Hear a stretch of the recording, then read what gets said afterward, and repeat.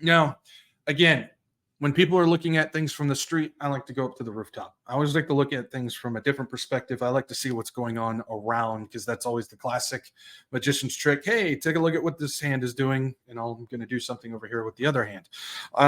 So I like to see what's going on around these things, not necessarily looking directly at what's going on. And so we're seeing things when it comes to these Hamas protests and the anti-Semitism and the Israel Arab conflict and all these things. We're seeing other things happening around it. We're seeing more to it, and that's usually the case when it comes to this stuff. Now, obviously, there is mega anti-Semitism and Jewish hate happening. I mean, that is happening, and I'm not taking it away. So just right off the bat, because I know some people will just say, well, why are you discrediting? I'm not. That is absolutely happening. But what I want to do is just look from a different perspective. So just make sure we got that up front. There's definitely a rise in anti-Semitism happening. Not only are we seeing it, but the Bible specifically tells us that during these times, this is going to happen. So yes, it is happening.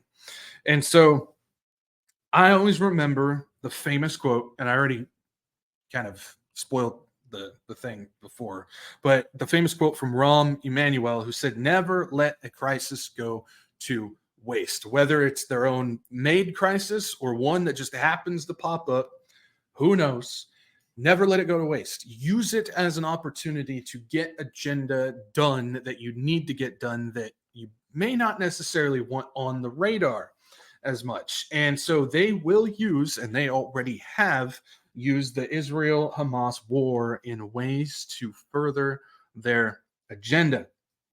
And one of the areas, this is a combo of legit anti-Semitism, Islamic uprising, but also another situation of good old George Soros funding radical groups similar to how he funded the BLM riots.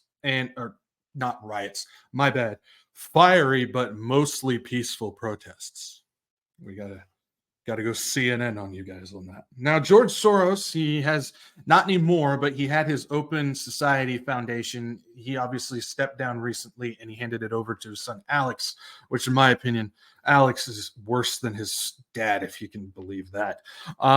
But during the time, Soros was still in control of the Open Society Foundation, and they have given over $15 million to pro-Hamas groups behind some of the Arab protests taking place. Now, this comes from the New York Post. They put this out and said it's George Soros. He's funding some of the protests that's going on out there. I'm sure some of you guys have seen that before. I wanted to dig a little bit further. New York Post then said it was $13.7 million of it to a social justice advocacy group called the Tides Center, which sponsors several other nonprofits and organizations who aggressively and violently oppose Israel, Jews, and firmly stand with the Arabs and the Hamas terrorist group. So we're getting kind of an idea of what's going on with this. Now, one of the groups, which is sponsored by the Tide Center, is a group by the name of Adala Justice Project, and they posted this on Telegram. I gotta get to the right page. You're supposed to remind me, guys. Come on. Right here. Okay, so they posted this on Telegram.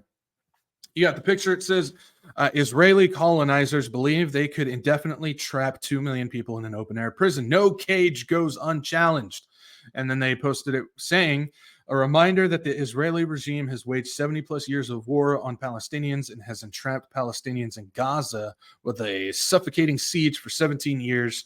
The natural reaction to colonization and oppression is resistance. So they're taking that the worldly approach where Israel is the colonizers and they're locking people in cages and stuff like that, and completely ignoring actual history. In fact, that it was always Israel's land, it's God's land, and all these things. Obviously, they don't care about that because it has to do with God, and these are a bunch of godless people, in my opinion, to be posting what they do and doing what they do.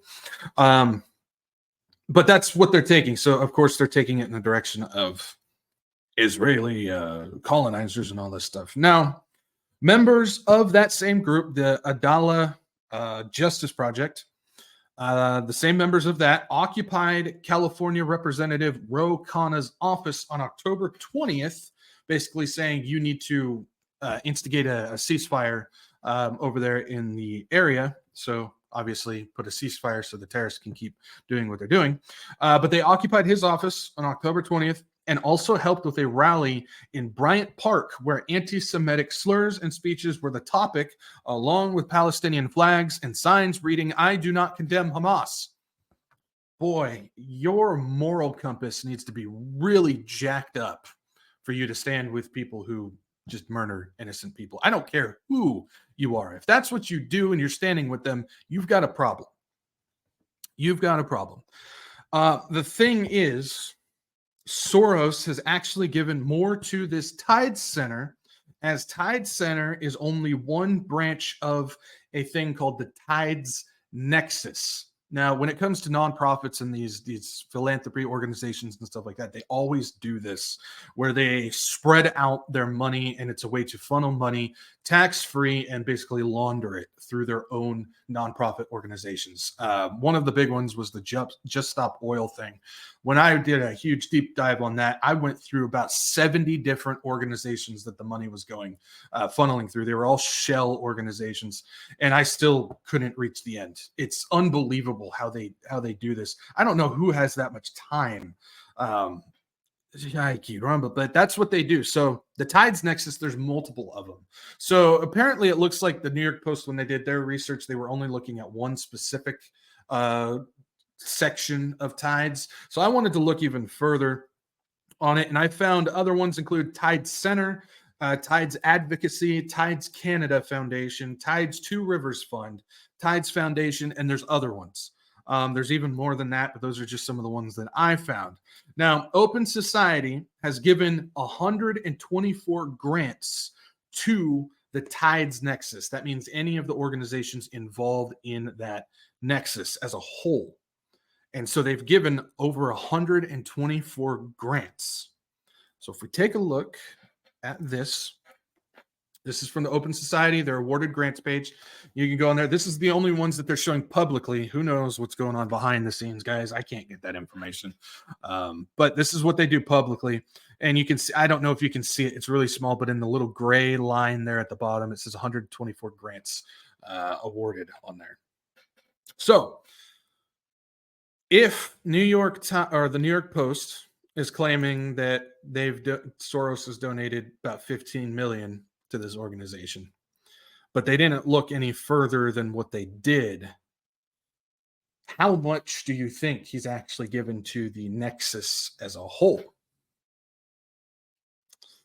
Place your bets, everybody. Let's take a look. I did the math. I had it up. All 124 grants. They gave the George Soros Open Society public grants, so the ones that we can see. They gave Tides Advocacy 4.4 million. They gave the Tides Center 8.9 million. And they gave the Tides Foundation 9.8 million for a grand total of $23 million. That's how much they have funded this group, this social justice, racial justice advocacy group, the Tides Nexus. They've given a lot of money to this group, and they're the ones who are helping promote, fund, organize, create, set up all of these things, all of the above, of these pro-Hamas, anti-Israel, anti-Semitism rallies and things as such. That 23 million is since 2016, by the way. That's when they publicly, at least, began funding Tides Nexus. It's also worth noting who else the Tides Nexus is connected to. Anybody want to take a guess on how else they're connected to some of this stuff? And if you guess BLM, you would be correct. Black Lives Matter Global Network Foundation. It might be small. I'll read it for you guys. It says the BLM Global Network Foundation is the primary organization outgrowth for more decentralized Black Lives Matter movement. So they're the ones that, create all of the other arms and legs and other ligaments and and everything. According to the Associated Press report from February 2021, BLM Global Network Foundation was granted tax-exempt status by the IRS in December 2020. Prior to that, it was fiscally sponsored project first of Thousand Currents, and later the Tides Center, an affiliate of the Tides Foundation, a major left-of-center donor-advised fund. Oh my. There's a lot more going on with this than I think we realize. And just to confirm it, because you can't take some of the stuff at face value, you always got to confirm this stuff. If we go to the charitable transfer document from the California Department of Justice, these are the legally binding documents from July 13th, 2020. It says, we represent Thousand Currents. So this is the Thousand Currents basically signing over BLM to Tides. It says, by this letter, we hereby provide written notice to the California Attorney General in accordance with the California Corporations Code, bunch of numbers, of a proposed transfer by Thousand Currents, a California nonprofit public benefit corporation, of all the assets associated with Thousand Currents' fiscal sponsorship of the Black Lives Matter Global Network project, constituting substantial assets of Thousand Currents to the Tides Center, a California nonprofit public benefit corporation. Tides will serve as the new fiscal sponsor of the Black Lives Matter Global Network project. Okay, so we've got over 23 million. I was going to say billion, but no, 23 million. Going from George Soros, his foundation, to the Tides Network, who is funding not only the Hamas stuff, but is also funded the BLM stuff, as well as other organizations and things involved with racial and social justice and all these things. So I'm sure there's a group that goes by the name of A, that starts with an A, that's probably involved in that some way or another too. I don't have proof of that. I'm just going off of my speculation and stuff like that. So again, we already knew Soros was funding a lot of the Black Lives Matter stuff when all those riots, fiery but mostly peaceful protests were going on. But we see that there's direct connection to not only BLM, but now to the Hamas stuff as well. Soros's Open Society also gave $30,000 to Desis Rising Up and Moving, who also helped sponsor that Bryant Park rally along with Tides. So again, we can find that on the grant website. That is there. That was funded in 2020. That they gave money to them. Along with that, he gave another $60,000 to the Arab American Association of New York. Yep, American Association of New York, who's co-founded by a woman by the name of Linda Sarsauer. And when you look at her face, you'll understand why she has sour in her last name, because she looks pretty sour. Who helped plan Flood Brooklyn for Palestine protest, which took place on October 21st in Bay Ridge. So if we take a look at this, see what I mean? Looks pretty sour. She doesn't look like a happy woman. I'll just say that much. But yeah, he gave $60K to her organization. Now, that rally that she did, the Flood Brooklyn for Palestine thing, there's a bunch of videos and pictures and stuff. I'm not going to show that stuff. There's a lot of bad things in there, and I'm not about that. I'm not going to do that. But trust me, it was not. You wouldn't take your kids there, that's for sure. So I'm not going to show that, but the focus was definitely violent. A lot of fights broke out between police and the protesters. And the focus was clearly on the annihilation of the Jews, because they had things that they were doing. Like they had a garbage can, which they threw the American flag in there with a sign that says "Take out the trash" and "Clean the world" and stuff like that. So it's clearly pointing towards one direction. You know where I'm going with that. There's also more that Soros has given to other groups that have been participating in these pro-Hamas, anti-Israel stuff. But I mean, we'd just be here all night going over all that stuff. You guys get the picture. You guys get the point. So with all that, we see the connection. We see how it's all the different variables of George Soros's evil type of thing. We know that. We understand Soros's evil. Again, I don't call him, I'm very selective on who I call evil, because I think that's a word that maybe gets used a little too much, because evil is pretty evil. But he's an evil guy. Everybody knows that. He is evil. And most people know that. Some people, I would say less than those who know he's evil, less than that, know that he's actually Jewish himself. He's a Hungarian Jew. I don't know if people know that. I'm sure a lot of you do. But there's an interview that I found that is very telling about him, his character, where he comes from, and all these things like that. So this is a very, very interesting interview where Soros was a bit younger back then, but just check it out. You're a Hungarian Jew who escaped the Holocaust by posing as a Christian. Right. And you watched lots of people get shipped off to the death camps. Right. I was 14 years old. And I would say that that's when my character was made. In what way? That one should think ahead, one should understand and anticipate events, and one is threatened. It was a tremendous threat of evil. I mean, it was a very personal experience of evil. My understanding is that you went out with this protector of yours who swore that you were his adopted godson. Yes, yes. Went out, in fact, and helped in the confiscation of property from the Jews. That's right. Yes. I mean, that sounds like an experience that would send lots of people to the psychiatric couch for many, many years. Was it difficult? Not at all. Not at all. Maybe as a child you don't see the connection, but it created no problem at all. No feeling of guilt. No.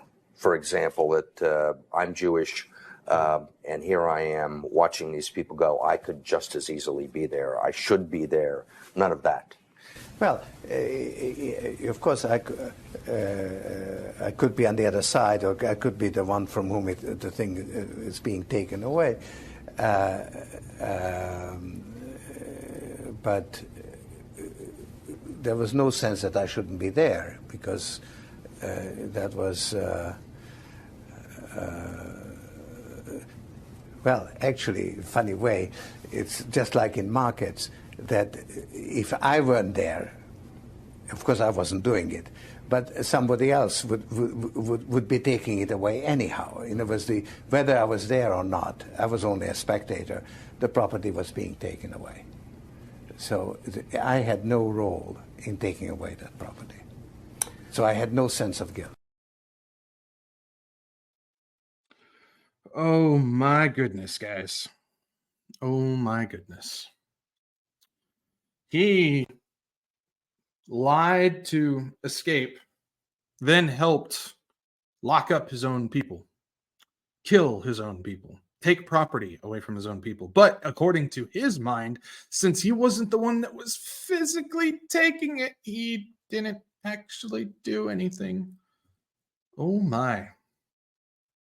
It's amazing how that works. It just shows the hatred that he has for even his own people. Even his own people. That's fascinating. But yeah, that's the man who clearly had no issues back then during the Holocaust doing what he did to his own people. That's the man who's funding these groups that want to annihilate the Jews now.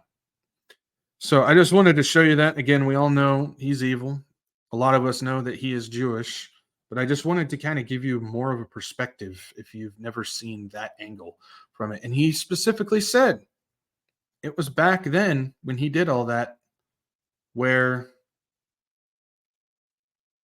that's what built his character. That's interesting.